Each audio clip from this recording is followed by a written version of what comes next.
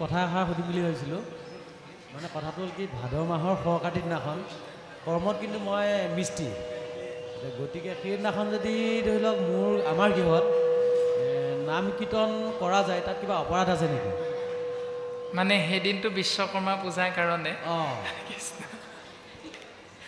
কৃষ্ণ বাপজন মিস্ত্ৰী যিহেতু বিশ্বকৰ্মা পূজা পৰে হেনো ভাদ মাহৰ শেষৰ দিনটোত সেইকাৰণে সেই দিনটোত বিশ্বকৰ্মা পূজা নাপাতে কিন্তু নাম এষাৰ কৰিলে অপৰাধ হ'ব নেকি বাপে জানিব বিচাৰিছে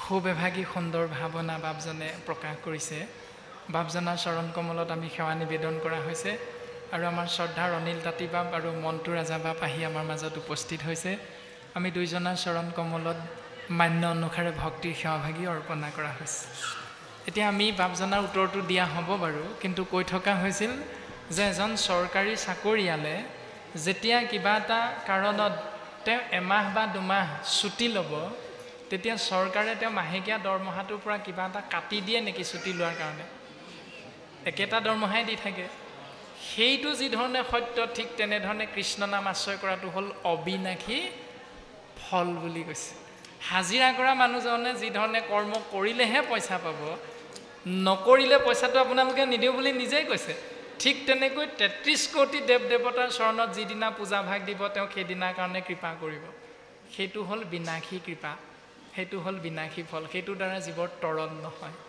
আপোনালোকে নিজেই কৈছে হাজিৰাটো ফুলকৈ নিদিওঁ বুলি আমি সেইকাৰণে কোৱা হৈছে গতিকে ১০০০টো কমাই দিব যদি গণেশক পূজা কৰিছোঁ গণেশে যদি যিটো বিচাৰিছে সেইটো মতে নাই পোৱা তেতিয়াহ'লে গণেশেও আপোনাক মোক কমাই দিব ফলটো তাৰমানে যিটো বিচাৰিছোঁ সেইটো গণেশৰ ওচৰত নাই সেইকাৰণে গণেশে সেইটো দিব নোৱাৰে তাৰমানে কমাই দিব লাগিব যিটো বস্তু কেৱল সৃষ্টি স্থিতি প্ৰলয়ৰ গৰাকী কৃষ্ণ তত্ত্বৰ লগতহে যিটো ফল আছে অবিনাশী ফল বুলি কোৱা হৈছে আমি সেইটো দিশেৰেহে মাত্ৰ আগবাঢ়িব লাগিব তে বাপজনাই সোধা প্ৰশ্নভাগীৰ উত্তৰ আমি যদি চিন্তা কৰোঁ তেতিয়াহ'লে কেইজোপামান পদে আমাক সিদ্ধান্ত দিছে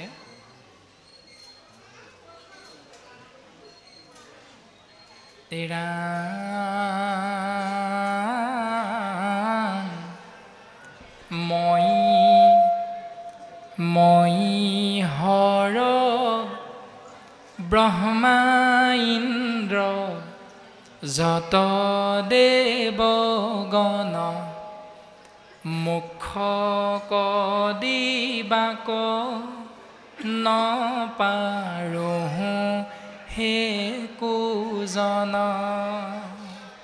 মই শিৱ তুমি ব্ৰহ্মা ইন্দ্ৰকে ধৰি ৩৩ কোটি দেৱ দেৱতাই আমি জীৱক মোক্ষ প্ৰাপ্তি দিব নোৱাৰোঁ তথাপিতো সেই ব্ৰহ্মা সেই ইন্দ্ৰ কলিৰ কৰাল গ্ৰাসত পৰি মনুষ্য নামৰ জীৱই কি কৰিব জানানে তাম্ৰ কাষ প্ৰতিমায়ে কিবা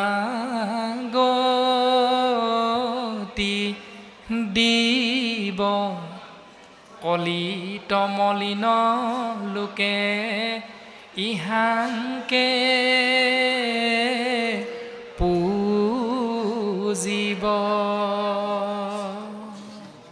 তথাপিতো কলিৰ কৰাল গ্ৰাসত পৰা মনুষ্য নামৰ জীৱই আমাৰেই একোটা মূৰ্তি বনাব মাটিৰে শিলেৰে কাঠেৰে সোণেৰে ৰূপেৰে আৰু সেই মূৰ্তিবিলাকৰ আগত ধূপ ধূনা দি সেৱা পূজা কৰিব যিটো আমি স্বয়ং দেৱতাসকলে দিব নোৱাৰোঁ আমাৰ মূৰ্তিবিলাকে কি গতি দিব সেইটো হ'ল কলিৰ প্ৰভাৱ সেইকাৰণে আমি সেই মায়াত আবদ্ধ হৈ সেইখিনি নিয়ম পালন কৰোঁ তাৰ পাছত সিদ্ধান্ত দিছে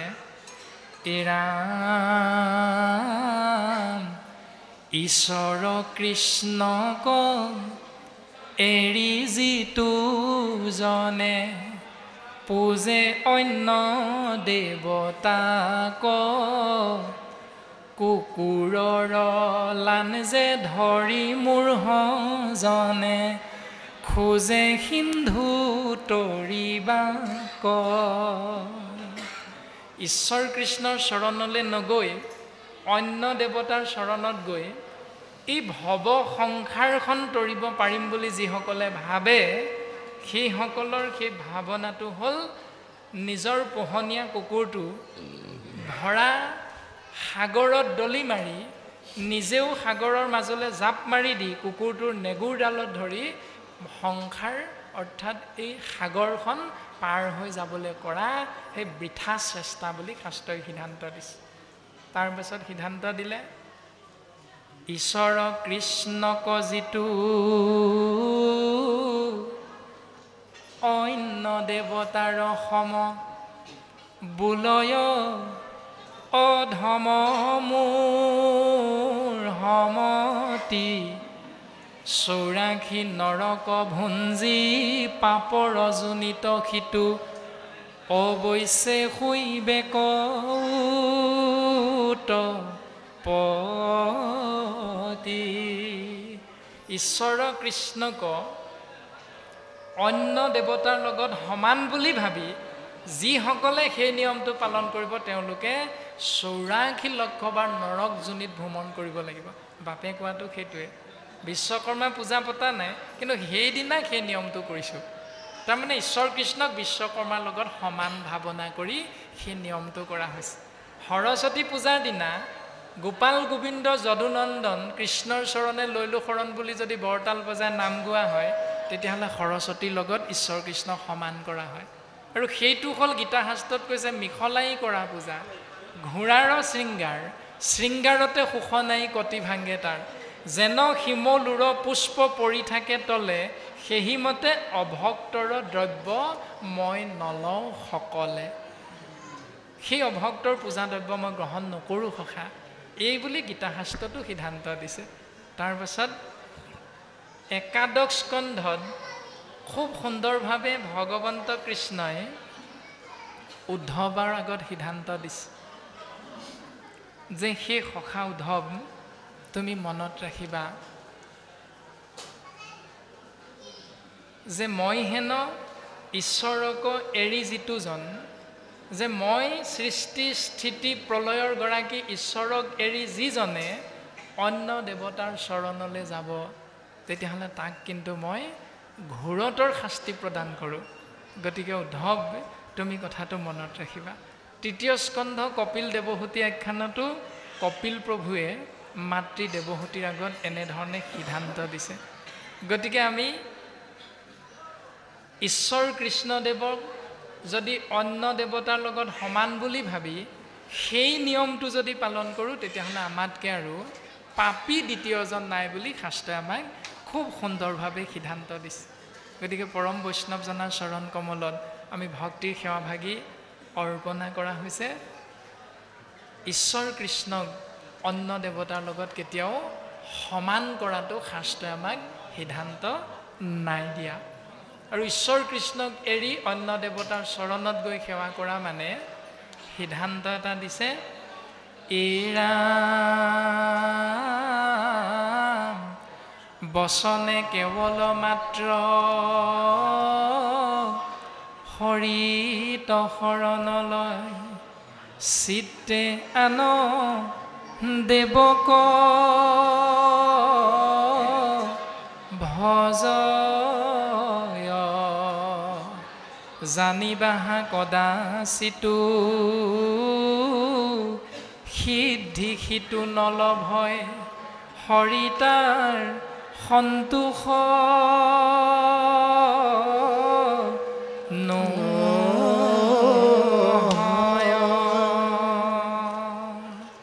ঈশ্বৰ কৃষ্ণক যিটো এৰি ঈশ্বৰ কৃষ্ণক অন্য দেৱতাৰ সমান, অৰ্থাৎ ঈশ্বৰ কৃষ্ণৰ নামটো মুখেৰে শৰণ ল'লোঁ আমি, ঈশ্বৰ কৃষ্ণৰ চৰণত মুখেৰে শৰণ ল'লোঁ কৃষ্ণ কৃষ্ণ হৰি হৰি ৰাম ৰাম বিষ্ণু বিষ্ণু, কিন্তু চিত্ত আকৌ অন্য দেৱতাৰ আশ্ৰয়লৈ গ'লোঁ। সেইটো বাপজনে কোৱাটো, কৃষ্ণ নাম লৈছোঁ মুখেৰে, কিন্তু পূজা ভাগ কৰিছোঁ বিশ্বকৰ্মাৰ, আশ্ৰয় কৰিছোঁ কৃষ্ণ নাম মুখেৰে, কিন্তু পূজা ভাগ কৰিছোঁ সৰস্বতীৰ। সেইকাৰণে দুমুখীয়া নীতিৰে ঈশ্বৰৰ কৃপা জীৱই লাভ কৰিব নোৱাৰে। আমি বাপজনাৰ চৰণ কমলত সেৱাভাগী নিবেদন কৰা হৈছে। জ্ঞানীটো কৰ্মীটো কৰি তথাপি অধিক দেৱৰ বন্দনী সিটো ভকতি ৰাখিক এৰম হেন জানি মহাবুদ্ধি মন্তজী তু জান ভকতিৰ অৰ্থে মাত্ৰ কৰোক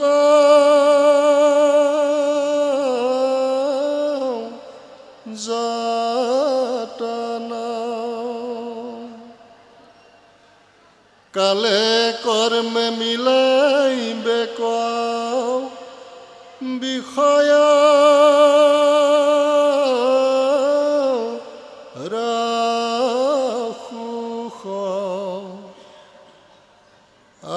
উপদেশী লোক হৌক কৃষ্ণক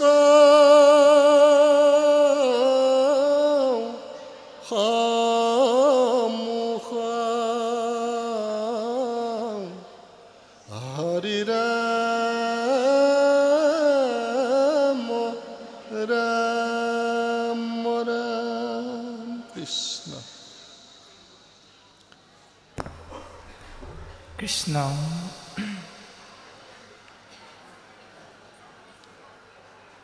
দেৱঋষি নাৰদে ব্যাসক কৈছে, হে ব্যাস, আবে অনাদৰি জ্ঞান কৰ্মক নিশেষ কেৱলে দিওক ভকতিৰ উপদেশ। তুমি মোৰ কথা শুনা, জ্ঞান কৰ্মক অনাদৰ কৰি তুমি কেৱল ভক্তি মাৰ্গক আশ্ৰয় কৰিলেই যে জীৱৰ কল্যাণ হয়, এই পৰম জ্ঞানটো তুমি জীৱৰ মাজত প্ৰচাৰ কৰা ব্যাস। কিয়নো ভকতিহি কৰে সংসাৰৰ বন্ধন নাশ। ভকতিৰ দ্বাৰা জীৱই সংসাৰ বন্ধনৰ পৰা মুক্ত হ'ব পাৰে। আৰু ভকতিৰ প্ৰভাৱ শুনিও ঋষি ব্যাস, তুমি ভকতিৰ প্ৰভাৱটো শুনাচোন। মই কওঁ, স্বধৰ্মক তেজি ভজৈ কৃষ্ণক সম্প্ৰতি তাত প্ৰেমপূৰ্ণ যেবে নভৈল ভকতি ভৈল ভ্ৰষ্ট যদি বা অল্পতে গৈল প্ৰাণ জানা নাহি তথাপি তাহাৰ অকল্যাণ। শৰীৰৰ স্বধৰ্ম আৰু আত্মাৰ স্বধৰ্ম বেলেগ বেলেগ। আত্মাৰ স্বধৰ্ম হ'ল পৰমাত্মা পিতৃ ঈশতত্বক চিন্তা কৰি থকা, আৰু শৰীৰৰ স্বধৰ্ম হ'ল এই শৰীৰটো খাই বৈ জীয়াই ৰাখিবৰ বাবে কিছু কিছু কৰ্ম কৰা। এতিয়া সেই স্বধৰ্মবিলাক ত্যাগ কৰি, অৰ্থাৎ তুমি যে যাৰ যেন জাতি ধৰ্ম দিলা পৰিচিত, ব্ৰাহ্মণৰ ধৰ্ম হ'ল বেদ অধ্যয়ন কৰা, ক্ষত্ৰিয়ৰ ধৰ্ম হ'ল যুদ্ধ বিগ্ৰহ কৰা, বৈশ্যৰ ধৰ্ম হ'ল বেপাৰ বাণিজ্য কৰা, শূদ্ৰৰ জন্ম হ'ল খেতি বাতি কৰা। এতিয়া সেইবিলাকেই তেওঁলোকৰ জাতিগত ধৰ্ম, যাক স্বধৰ্ম বুলি কোৱা হৈছে। সেই স্বধৰ্মক তেজি, সেইবিলাক ত্যাগ কৰি ভজৈ কৃষ্ণক সম্প্ৰতি, যদি কোনোবাই কৃষ্ণক চিন্তা কৰে, তাত প্ৰেমপূৰ্ণ যেবে নভৈল ভকতি, তাত সম্পূৰ্ণ ৰূপত প্ৰেম জড়িত নহ'লেও ভৈল ভ্ৰষ্ট যদি বা অল্পতে গৈল প্ৰাণ জানা নাহি তথাপি তাহাৰ অকল্যাণ। অৰ্থাৎ জুইৰ স্বাভাৱিক ধৰ্ম হ'ল দাহকতা, অগ্নিৰ স্বাভাৱিক ধৰ্ম হ'ল দাহকতা, পানীৰ স্বাভাৱিক ধৰ্ম হ'ল সিক্ততা। জ্বলি থকা জুই একুৰাত থুপুক থাপাককৈ খোজকাঢ়ি যোৱা এটি শিশুৱে যেতিয়া হাতখন গৈ ভৰাই দিব, জুইকুৰাই কেতিয়াবা কয় নেকি যে শিশুটোৱে মাতেই মাতিব পৰা নাই, ই নাজানিহে মোৰ বুকুত আহি হাতখন ভৰাই দিলে, এতেকে মই শিশুটোৰ হাতখন নপুৰোচোন দিয়া। জুইকুৰাই কয়নে? নপুৰাকৈ থাকেনে? নাথাকে, পুৰিবই। লাখুটিডালত ভৰ দি বৃদ্ধ দেউতাজনে ৰাস্তাইদি খোজকাঢ়ি গৈ থাকোঁতে বেগাই যাব পৰা নাই, হঠাৎ মুখলধাৰে বৰষুণ জাক আহিল। বৰষুণ জাকে কয় নেকি দেউতাই বেগাই খোজকাঢ়িব পৰা নাই এতেকে বুলি দেউতাক মই নিতিয়াওচোন দিয়া মোৰ পানীৰে, কয়নে? নকয়।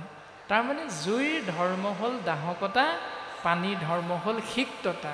ঠিক তেনেকৈ নাম আশ্ৰয় কৰা মাত্ৰকে নামে কিন্তু ক্ৰিয়া কৰে। সেই কথাটোকে কোৱা হৈছে যে নাম তুমি যেতিয়া আশ্ৰয় কৰিবা কৃষ্ণ বুলি, তুমি জানি নাম আশ্ৰয় কৰিছা নে নাজানি নাম আশ্ৰয় কৰিছা এইটো নামে বিচাৰ নকৰে। তুমি BA পাছ কৰিহে নাম লৈছানে, তুমি MA পাছ কৰিহে নাম লৈছানে, তুমি মেট্ৰিক ফেইল কৰিও নামটো লৈছা, ঈশ্বৰৰ নাম আশ্ৰয় কৰিছা, সেই চাৰ্টিফিকেটখন নামে নিবিচাৰে।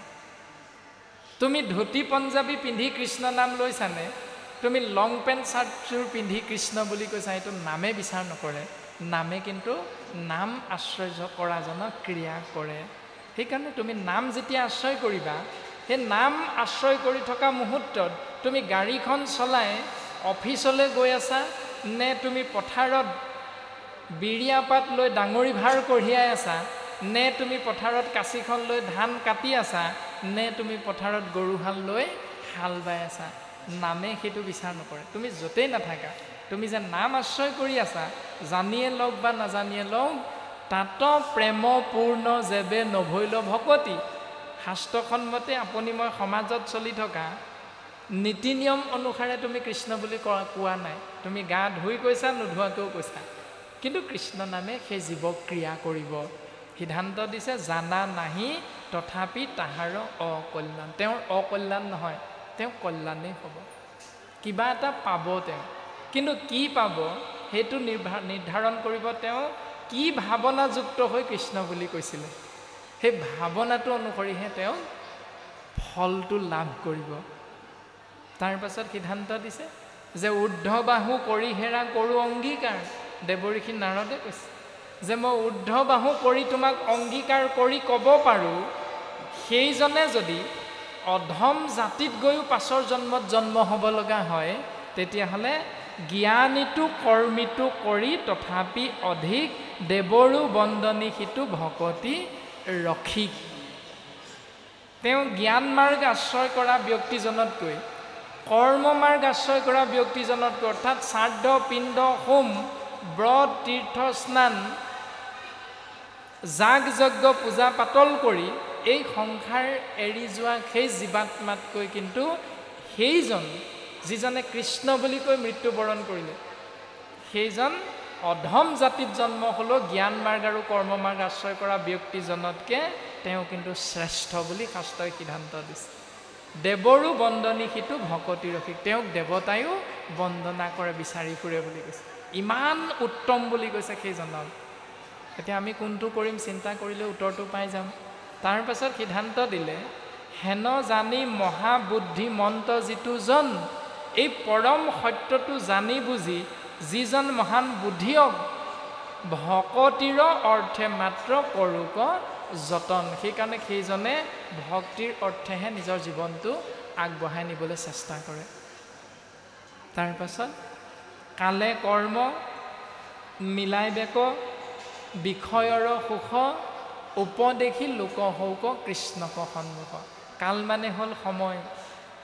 সময়ে জীৱক কি কৰ্ম কৰিলে তেওঁ সুখ পাব, কি কৰ্ম কৰিলে তেওঁ দুখ পাব, এইটো সময় নিজে নিজে শিকাই দিব। সেইবিলাক কথা ব্যাস তুমি এই ভাগৱতত কিন্তু নিলিখিবা। আকৌ তোমাক মই উপদেশ দিবলৈ আজ্ঞা কৰিছোঁ, তুমি এনেকুৱা উপদেশ দিয়া উপদেশী লোক হওক কৃষ্ণক সন্মুখ। তুমি এনেকুৱা উপদেশযুক্ত এভাগী শাস্ত্ৰ লিখা, যিভাগ শাস্ত্ৰৰ নাম হ'ব ভাগৱত, য'ত থাকিব কেৱল কৃষ্ণ নাম। যিটো কথা কৃপালু শ্ৰীমন্ত শংকৰদেৱ গুৰুজনাৰ প্ৰপন্ন শিষ্য বঢ়াৰপু মাধৱ গুৰুজনাই অপূৰ্ব সৃষ্টি নামঘোষাত উল্লেখ কৰিলে। আৰু নামঘোষা এনে এক উত্তম শাস্ত্ৰ, যি শাস্ত্ৰৰ মাধ্যমেৰে জীৱন অতিবাহিত কৰিব নোৱাৰিলে ভগৱন্তৰ লগত কথা পতা বাটটো সম্পূৰ্ণ বন্ধ। ইমান উত্তম শাস্ত্ৰ নামঘোষা। নামঘোষাক আশ্ৰয় নকৰাকৈ কোনোবাই আমি নামঘৰত সোমাব পাৰিমনে? নোৱাৰোঁ। নামঘোষাক আশ্ৰয় নকৰাকৈ শৰাইখন সজাব পাৰিমনে? নোৱাৰোঁ। নামঘোষাক আশ্ৰয় নকৰাকৈ আমি গোৱা পাণযোৰ আগ কৰিব পাৰিমনে? নোৱাৰোঁ। তাৰমানে যিমানবিলাক ঘোষা গাইছোঁ সকলোবিলাক নামঘোষাত আছে। তাৰমানে উত্তৰটো দিছে যে নামঘোষাক আশ্ৰয় নকৰাকৈ ভগৱন্তৰ লগত মত বিনিময় কৰা বাটটো টোটেলি বন্ধ। সেইকাৰণে আমি নিজেও আশ্ৰয় কৰিব লাগে আৰু আমাৰ সন্তানকো সেইটো শিকাব লাগে। বাৰ্থডেত কেকটো কাটি মম কেইডাল নুমুৱাই হিন্দী গান এটা লগাই সেইটো শিকোৱাতকৈ বাৰ্থডেত অন্তত গাঁৱৰে 2-3জনমান ভকতক মাতি এক আধ্যা যদি কীৰ্তন পাঠ কৰি সন্তানটোক যদি ঘোষা জোকা গাই ভকতক সেৱা কৰিবলৈ শিকোৱা যায়, এইটোৰ দ্বাৰা জীৱৰ কল্যাণ হয়। এইখিনিহে শাস্ত্ৰই আমাক উপদেশ দিছে। গতিকে অসমীয়া জাতিয়ে আমি কোনটো আশ্ৰয় কৰিব লাগে, কোনটো আমি এৰিব লাগে। আৰু সেই বাৰ্থডেত আৰু এটা গুণ নিহিত হৈ আছে। যিটো বস্তু আমি সকলোৱে বুজি পাওঁ, বাৰ্থডেটো পাতিলে আমি কি কৰোঁ, কেইডালমান মম জ্বলাওঁ আৰু সেই মম কেইডালৰ মাজত এটা কেক ৰাখোঁ। কেকটোৰ ওপৰত আমাৰ মৰমৰ সন্তানটোৰ নামটো লিখি দিওঁ নাই বাৰু? দিওঁ। মম কেইডাল ৰাখোঁ নাই বাৰু? ৰাখোঁ। এই নিয়মটো ক'ৰ পৰা আহিলে আমি চিন্তা কৰি চাম যে যেতিয়া এজন মনুষ্যৰ মৃত্যু হয় তেতিয়া সেই মনুষ্যজনৰ পুত্ৰসকলক নদীৰ কিনাৰলৈ লৈ যোৱা হয় আৰু নদীৰ কিনাৰলৈ লৈ গৈ এজন ব্যক্তিয়ে এটা টেকেলিত সেই মৃত ব্যক্তিজনৰ নামটো লিখি দিয়া যায়। যদি দেউতাকৰ মৃত্যু হৈছে দেউতাকৰ নামটো টেকেলিটোত লিখি দিয়ে। যদি মাকৰ মৃত্যু হৈছে তেতিয়া মাকৰ নামটো টেকেলিটোত লিখি দিয়ে। তাৰ পাছত এডাল লাঠিৰে মাৰ মাৰি টেকেলিটো ভাঙিবলৈ কোৱা হয়। আৰু তাৰ পাছৰ পৰ্যায়ৰ প্ৰশ্নখিনি আপোনাৰভাৱে জানে যে তই বাপেৰৰ মূৰত মাৰি বাপেৰক মাৰিলি, সেইকাৰণে তই পিতৃ হত্যাৰ বাবে তই অপৰাধী হ'লে ইয়াৰ বাবে তই প্ৰায়শ্চিত্ত কৰিব লাগিব। আৰু সেই প্ৰায়শ্চিত্তই হ'ল বাকীবিলাক কৰ্মবিলাক আমি যিবিলাক কৰি থাকোঁ সমাজত, সেইটোৱে নিয়ম। এতিয়া সেইটো বাধ্য কৰি কৰোৱা হৈছে। যদি টেকেলিটোৰ ওপৰত দেউতাকৰ নামটো লিখিলে দেউতাকৰ মূৰটো হৈ যায় টেকেলিটো, তেতিয়াহ'লে কেকটোৰ ওপৰত নিজৰ সন্তানটোৰ নাম লিখিলে কেকটো নিজৰ সন্তানটো হৈ যাব। হয়নে নহয় বাৰু? হয়। তাৰপাছত টেকেলিটোৰ মূৰত যদি লাঠি এডালে মাৰ মাৰি দিলে দেউতাকক মৰা হয়, কেকটোৰ ওপৰত চুৰি কটাৰী এখন বহুৱাই দিলে সন্তানক মৰা হয়নে নহয়? হয়। তাৰপাছত মম কেইডাল ফু মাৰি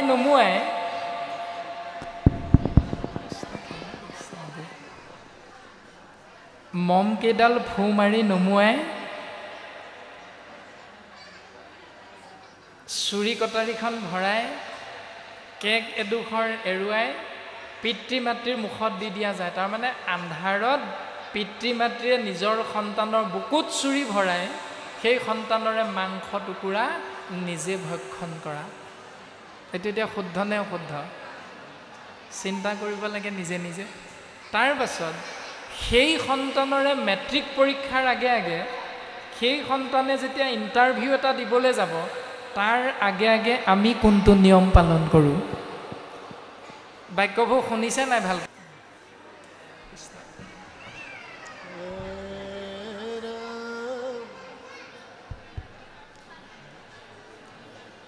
উপৰি জন্মৰ কথা শুনিও আমাৰ আছিলো হৈ আমি দুজন দাসীৰ কুমাৰ। হে ৰাম কৃষ্ণৰ ভকত চাৰি পৰম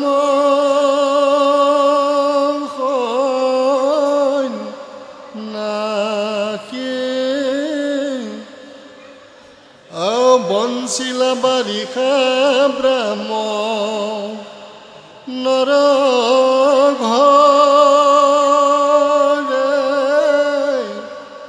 আহে পাঞ্চ বৰিষৰ আমি অবুধ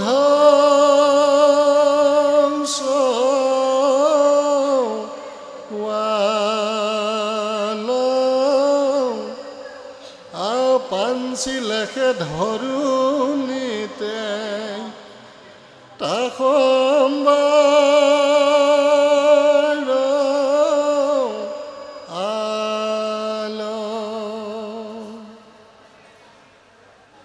শুনো কৃষ্ণ কথা নিতে কৰন্ত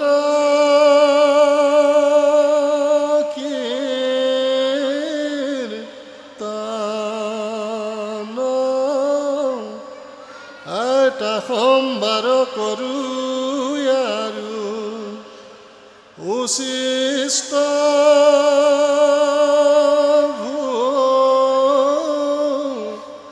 জান। হে ব্যাস, তুমি শুনাচোন,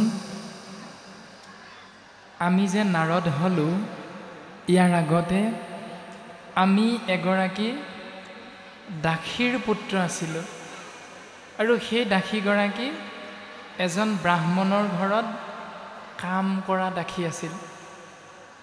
আৰু এদিন সৌভাগ্যক্ৰমে কৃষ্ণৰ ভকত 4জন পৰম সন্ন্যাসী বাৰিষা কালত মোৰ মায়ে যিজন ব্ৰাহ্মণৰ ঘৰত কাম কৰিছিল সেই ব্ৰাহ্মণজনৰ ঘৰত গৈ উপস্থিত হৈছিল। আৰু সেই 4জন সন্ন্যাসী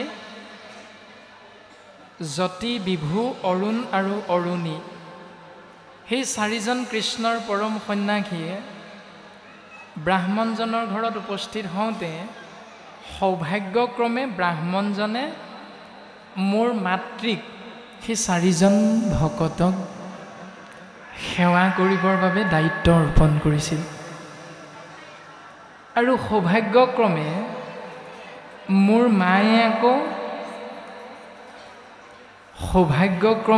মায়ে আকৌ মোকো তাৰ ভাগটো দিছিল যে 4জন সন্ন্যাসীয়ে কি বিচাৰে, মই যদি সময়ত দিব নোৱাৰোঁ সোণটো তুমি এওঁলোকক আনি দিবা, এইবুলি মোক সেই দায়িত্বটো মাজে মাজে অৰ্পণ কৰিছিল মোৰ মায়ে। তাৰ পাছত 5 বৰিষৰ আমি অবুধ সবাল, পাঞ্চি লেখে ধৰুণীতে তাসম্বাৰ আল। মই তেতিয়া 5 বছৰীয়া শিশু আছিলোঁ আৰু মোক যেতিয়াই সেই 4জন সন্ন্যাসীয়ে কয় সোণটো এই তোমাৰ মাক মাতি দিয়াচোন, আমাক আমুকটো বস্তু দৰকাৰ হৈছে, তেতিয়াই মই দৌৰি দৌৰি গৈ মাক মাতি দিওঁ আৰু যিটো মই পাৰোঁ সেইটো নিজে আনি দিছিলোঁ।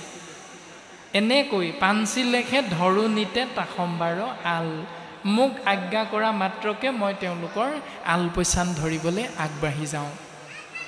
আৰু সেইখিনি সময়ত শুনো কৃষ্ণ কথা নিতে কৰন্ত কীৰ্তন, তাসম্বাৰ কৰোঁ আৰু উচিষ্ট ভোজন। তেওঁলোকে যিখিনি কথা পাতি থাকে কৃষ্ণ কথা, সেইখিনি সময়ত যদি মই উপস্থিত থাকোঁ তেতিয়া মই তেওঁলোকৰ মুখেৰে উচ্চাৰিত হোৱা, আলোচনা হোৱা সেই কৃষ্ণ কথা কাণেৰে শুনিবলৈ পাওঁ। আৰু শুনি থকাৰ সময়খিনিতে তেওঁলোকে যেতিয়া খাবৰ বাবে সিদ্ধান্ত বাঢ়ি লয়, মই যদি থাকোঁ মোৰ সৰু ল'ৰা বুলি মোকো তেওঁলোকে মৰম কৰি তাৰে এভাগ মোকো দিয়ে।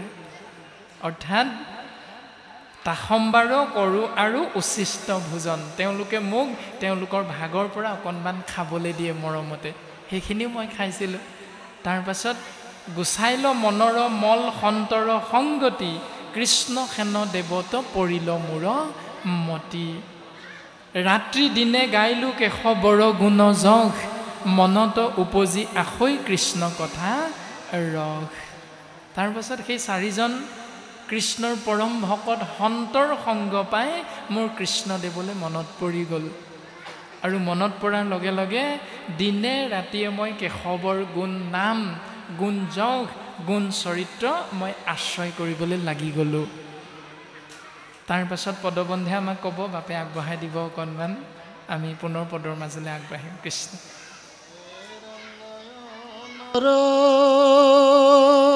জৰে নিৰ তনুৰ মাঞ্চিত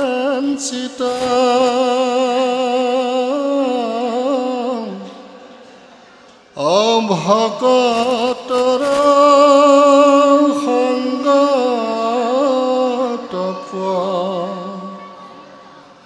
বিত্ৰা ভৈল চিত বাৰিষা মনচিয়া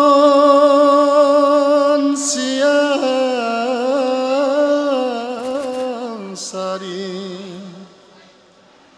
কৰি লাগ মন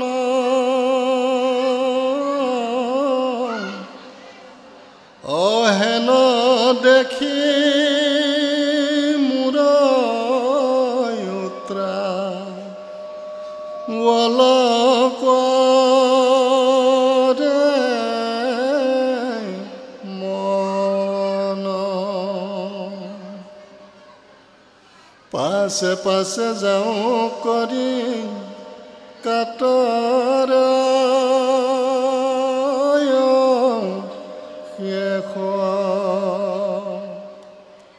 গুৰু খব কিছু দিও মোক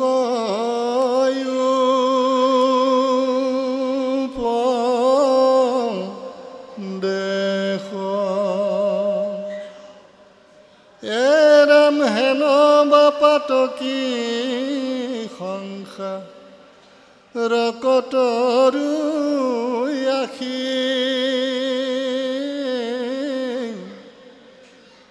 শুনিয়া সদয় ভৈলা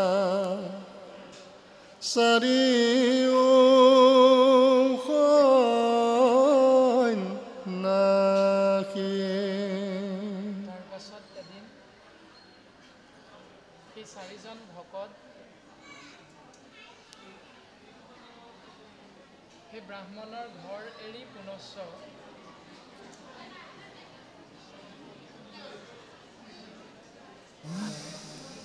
তাৰ পাছত এদিন সেই চাৰিজন সন্যাসীয়ে সেই ব্ৰাহ্মণৰ ঘৰ এৰি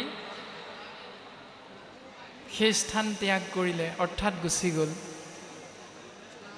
আৰু যেতিয়া চাৰিজন সন্যাসীয়ে সেই ব্ৰাহ্মণৰ গৃহ এৰি গুচি গ'ল তেতিয়া মই চিন্তা কৰিবলৈ ধৰিলোঁ যে এতিয়া মোৰ অৱস্থা কি হ'ব বাৰিষা বনচিয়া চাৰি কৰিলা গমন হেন দেখি মূৰ উত্তাৱল কৰে মন পাছে পাছে যাওঁ কৰি কাতৰ অশেষ গুৰু হ'ব কিছু দিও মোক উপদেশ মই সেই চাৰিজন পৰম সন্যাসীৰ পাছে পাছে গ'লোঁ যে হে মোৰ গুৰুসকল তোমালোকে মোক আৰু অলপ উপদেশ দি থৈ যোৱা যে হেন বা পাতকী সংসাৰ ৰকতৰু আখি শুনিয়া সদয় ভৈলা চাৰিও সন্যাসী যে হে পৰম ভকত হে গুৰুসকল আমি এই সংসাৰৰ পৰা কেনেকৈ তৰি যাব পাৰিম তোমালোকে মোক সেই জ্ঞানটো প্ৰদান কৰা উলটি ধৰিয়া মোক কৰিয়া আশ্বাস পৰম ৰহস্য কথা কৰিলা প্ৰকাশ কহিলন্ত ঈশ্বৰ ভকতি মহাজ্ঞান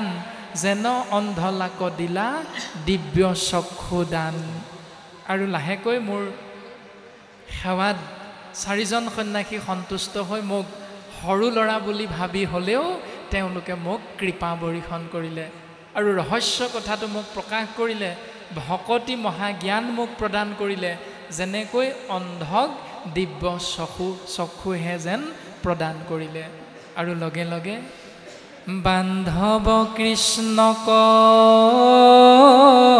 মই ভৈলো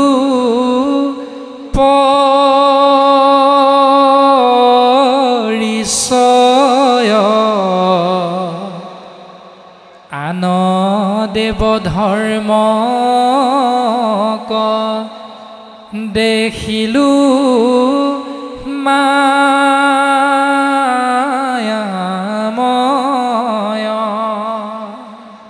তেতিয়াই মই হৃদয়ৰ বন্ধু কৃষ্ণৰ লগত মোৰ সাক্ষাৎ হৈ গ'ল আৰু আন ৩৩ কোটি দেৱতাক চিন্তা কৰা সেই নিয়মটো মোৰ হৃদয়ৰ পৰা তৎক্ষণাৎ নাইকিয়া হৈ গ'ল ও আছিলন্ত বৃদ্ধা মাতৃ প্ৰতিপালি মোক দংখিলে কহৰ পেটে হো গৈলা পৰলোক হেন দেখি আমাৰ উদাস ভৈল মন উত্তৰ দিশক লাগি কৰিলো গমন হেৰাইলো নগৰ গ্ৰাম নদী নদ দেশ ঘোৰ অৰণ্যত ভৈলো হে আপুনি প্ৰৱেশ বন মধ্যে দেখিলো বিচিত্ৰ সৰোবৰ স্নান পান কৰি ভৈলো সুস্থ কলেবৰ আসনে বহিলো শিশু অশ্বত্থৰ তলে কৃষ্ণক চিনিতিবে লৈলো হৃদয়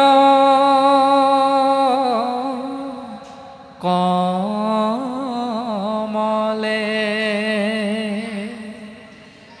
সেই ব্যাস চাৰিজন সেই পৰম সন্ন্যাসীৰ কৃপাধন্য হৈ মোৰ উত্তৰণ ঘটিল মানে উত্তৰ দিশত মই গমন কৰিলোঁ অৰ্থাৎ জীৱৰ উত্তৰণ হ'ল মোৰ পৰম জ্ঞান লাভ হ'ল আৰু সেই জ্ঞানৰ দ্বাৰা মই হৃদয়ৰ মাজত ঈশ্বৰ কৃষ্ণ তত্ত্বক মই উপলব্ধি কৰিব পাৰিলোঁ আৰু হৃদয়তে মই কৃষ্ণ তত্ত্বক দৰ্শন পালোঁ তাৰ পাছত আনন্দ সিন্ধুত মন মজিলয়ামাৰ গুচিল মনৰ মোহ মোৰ অহংকাৰ তাৰ পাছত সেই কৃষ্ণ নাম আনন্দ সিন্ধুত মই অৱগাহন কৰিলোঁ অৱগাহন কৰাৰ লগে লগে মোৰ মনৰ পৰা মোহ আৰু অহংকাৰ নাইকিয়া হৈ গ'ল তাৰ পাছত কটুক্ষণে প্ৰভু পাছে ভৈলায় অন্তৰ্ধান কৃষ্ণকনে দেখি দুনাই দুনাই ধৰো ধ্যান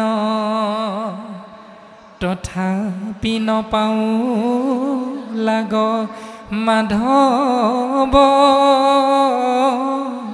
বন্ধুক কান্দিলো অনেক শোক খেলে ফুটে বুক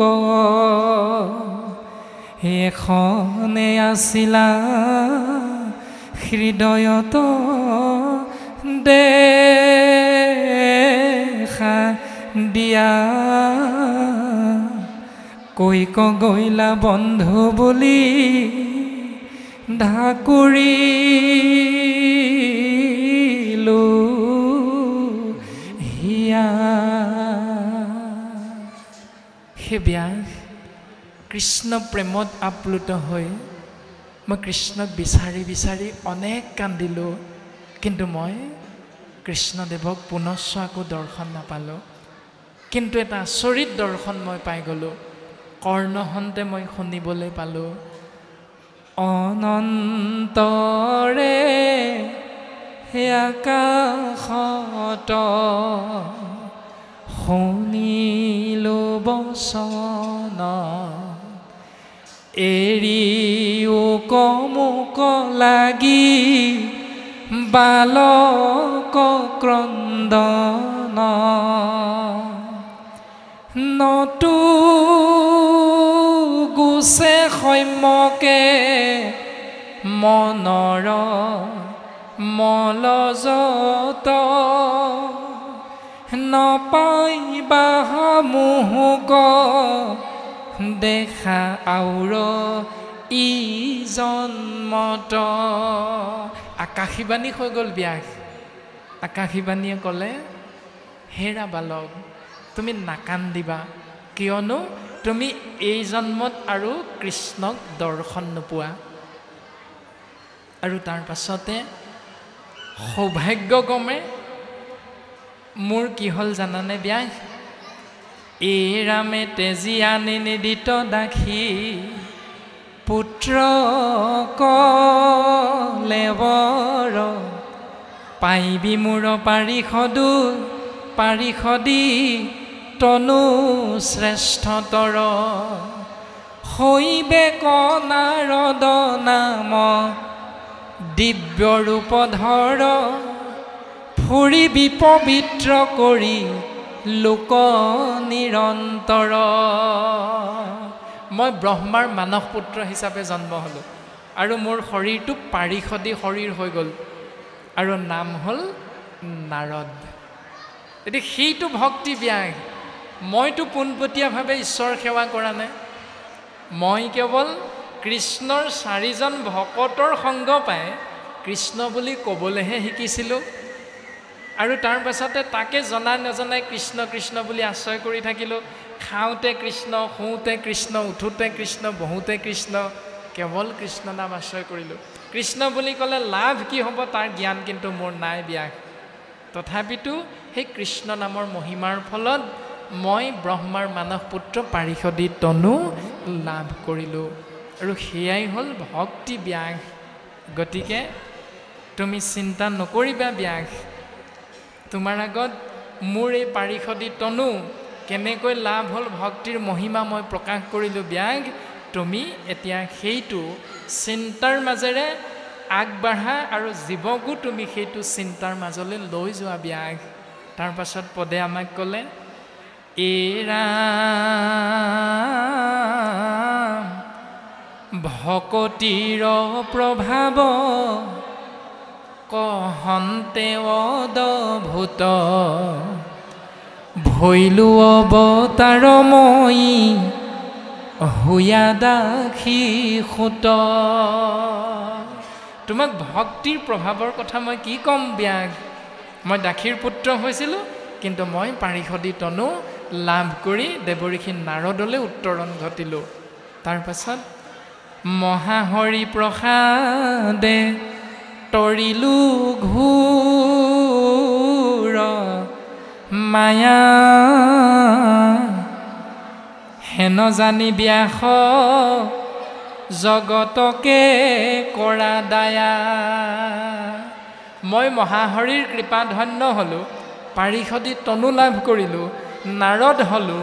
সেইকাৰণে ব্যাস তুমি সেই গোবিন্দ মহাপ্ৰভুৰ গুণ নাম যে জীৱৰ পৰম মংগল, এইটো তুমি ভাগৱত শাস্ত্ৰৰ মাধ্যমেৰে জীৱক প্ৰকাশ কৰা। তাৰ পাছত ব্যাসে সেই পৰম জ্ঞান লাভ কৰিলে আৰু ব্যাসে জ্ঞান লাভ কৰি কি কৰিলে ৰাম কৃষ্ণ গুণ নাম ধৰ্ম কৰিও বেকত শ্ৰৱণ কীৰ্তন কৰি তৰু ক জগত এহি বুলি ভৈলা মুনি স্বৰ্গত প্ৰবেশ ব্যাসো শান্ত চিত্ত ভৈলা পায়া উপদেশ।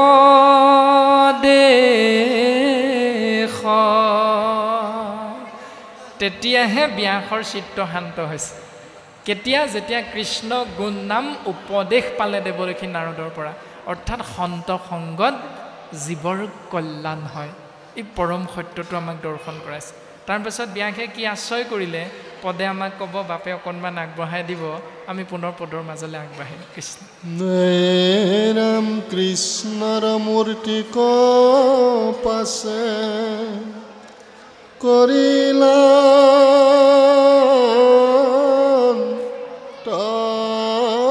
ধ্যান হৃদয়তে কৃষ্ণ কদে খিলাবি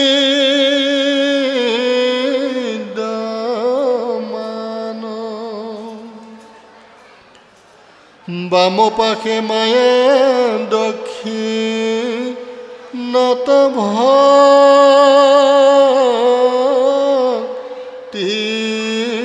মাও দেখি ব্যাসৰি শিৰৰু মাঞ্চ ভয়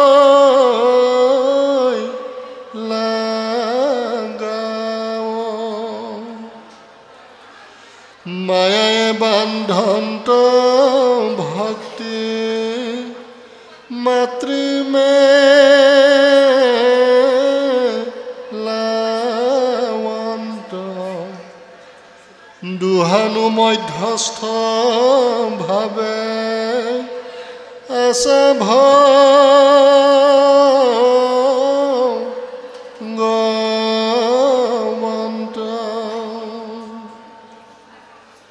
বন্ধৰ মুখৰ হেতু দেখিম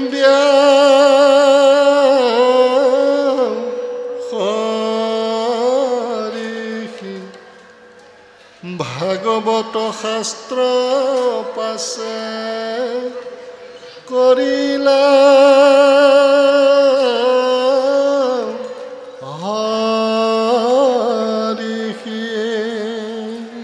এতিয়াহে ব্যাসে ভাগৱত শাস্ত্ৰ প্ৰণয়ন কৰিবলৈ আগবাঢ়িছে। কিয় আগবাঢ়িলে? দেৱৰ্ষি নাৰদৰ কৃপা ধন্য হৈ মহামুনি বেদব্যাসে পৰম তত্ত্বটো দৰ্শন পাই গ'ল। আৰু দৰ্শন পাই কি কৰিলে? কৃষ্ণৰ মূৰ্তিক পাছে কৰিলন্ত ধ্যান। কৃষ্ণৰ মূৰ্তি ধ্যান কৰিছে। কাৰ আজ্ঞা পায়? দেৱৰ্ষি নাৰদৰ আজ্ঞা পায়। অৰ্থাৎ দেৱৰ্ষি নাৰদেই হ'ল ব্যাসৰ গুৰু। আমি সকলোৱে জানো ধ্যানং মূলং গুৰুৰ মূৰ্তি, পূজা মূলং গুৰুৰ পদ, মন্ত্ৰ মূলং গুৰুৰ বাক্যং, মোক্ষ মূলং গুৰুৰ কৃপা। গুৰুৰ কৃপা হি কেৱলম। ব্যাসে দেৱৰ্ষি নাৰদক গুৰু মানিলে আৰু গুৰুৰ বাক্যক মন্ত্ৰ হিচাপে আশ্ৰয় কৰি হৃদয়ত কৃষ্ণমূৰ্তিক ধ্যান কৰিছে আৰু হৃদয়তে কৃষ্ণমূৰ্তিক দৰ্শন পাই গ'ল। আৰু দৰ্শন পোৱাৰ পাছত এটা আচৰিত দৃশ্য দৰ্শন পাইছে। সেই আচৰিত দৃশ্যটো কি? নিজৰ শৰীৰতে হৃদয়ত কৃষ্ণক দৰ্শন পালে আৰু বাওঁফালে মায়াক দৰ্শন পালে আৰু সোঁফালে ভক্তিক দৰ্শন পালে। এতিয়া মায়াৰ কৰ্মটো কি? ব্যাসে বুজি পালে। মায়াৰ কৰ্মটো হ'ল মায়ায়ে বান্ধন্ত, অৰ্থাৎ জীৱবিলাকক মায়াই বান্ধি থাকে। ভক্তিৰ কৰ্মটো কি? ভক্তিয়ে বন্ধনত থকা জীৱবিলাকক মুকলি কৰি দিয়ে।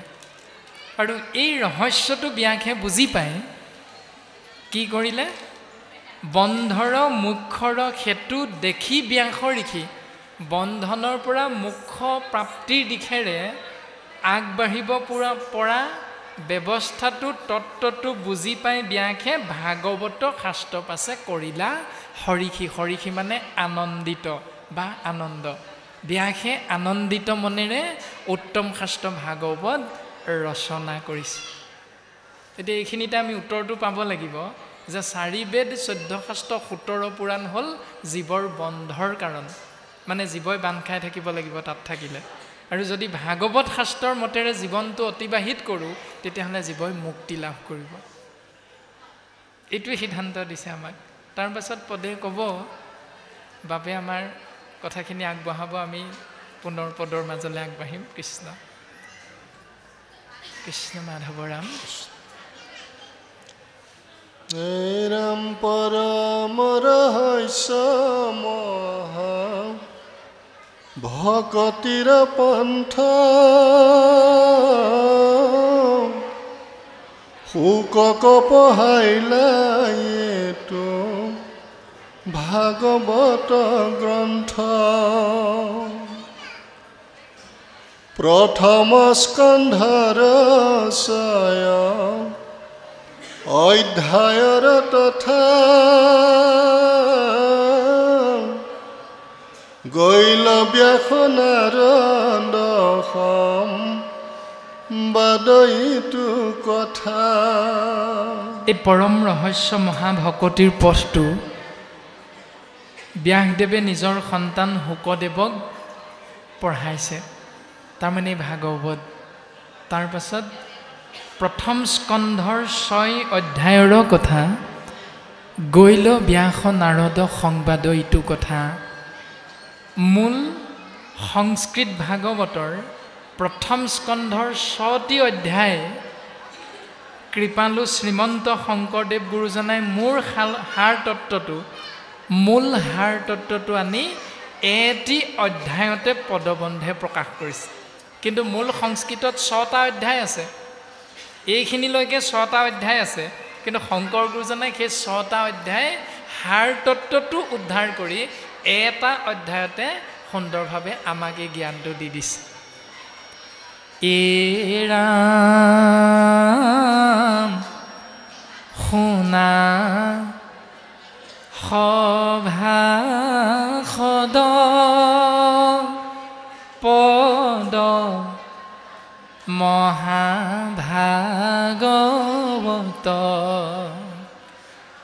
পুৰাণৰ সূৰ্য শাস্ত্ৰ শুনিও মহত্ব। এই যে দিনৰ 12 বজাতে আমি আহি ইয়াত উপস্থিত হ'লোঁ, এতিয়াহে আমাক মহান তত্ত্বটোৰ কথা প্ৰকাশ কৰিব যে পুৰাণৰ সূৰ্য, মহন্ত পুৰাণ, কল্পতৰু শাস্ত্ৰ, মহাভাগৱতৰ মহান তত্ত্বটো সেই সভাসদবৰ্গ তোমালোকে শুনা। এতিয়া প্ৰশ্নখিনি আহিব এতিয়াহে, কেলে শুনিম? প্ৰশ্নটো আহিব এতিয়া, নুশুনো যা। প্ৰশ্নটো আহিব এতিয়া, হেৰা তুমি কৈ আছা শুনিলোঁ, কি লাভ হ'ল? তুমি কৈ থাকিলে শুনিম নেকি? নুশুনো, লোকচান হ'লেও হওক, কি লোকচান হ'ব কোৱা? এনেকুৱা বিভিন্ন ধৰণৰ ভাৱনা প্ৰশ্ন আমাৰ হৃদয়ৰ মাজলৈ এতিয়া আহি গ'ল। আৰু কি লাভ হ'ব এতিয়া? মহান তত্ত্বটোৱে কৈছে, প্ৰথম প্ৰশ্নটো ভাগৱত আমি কেনেকৈ শুনিম? প্ৰথম প্ৰশ্নটো ভাগৱত আমি কেনেকৈ শুনিম? আমাক পদে উত্তৰ দিছে। ৰাম হুয়া এক শৰণ যিজনে শুনৈ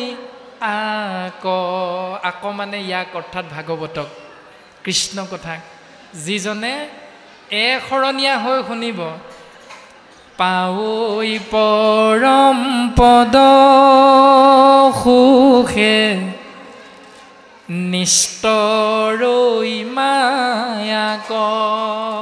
3টা লাভ হ'ব। এশৰণীয়া হৈ শুনিলে 3টা লাভ হ'ব। সেই 3টা লাভ কি?